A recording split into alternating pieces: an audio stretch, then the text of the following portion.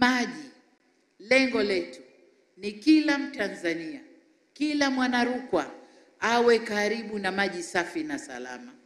Tunajua miradi ya maji inakwenda karibu sawa na miradi ya barabara. Miradi ya maji ni ghali mno, ni pesa nyingi mno. Tunazungumza hapa kuyatoa maji kutoka ziwa Tanganyika, kuyaleta mpaka huku na pengine yaende mbali zaidi, kwa sababu tunazungumza kuwa na gridi ya maji ya taifa. Na gridi hii itatumia vyanzo vitatu vikubwa: ziwa Tanganyika, ziwa Nyasa na ziwa Victoria. Huko ndiko tutakakotoa.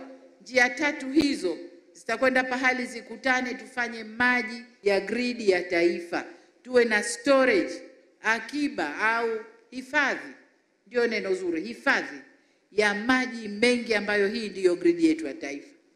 Pande wowote ukikosa maji, basi gridi inafanya kazi ya kugawa maji upande uliokosa maji.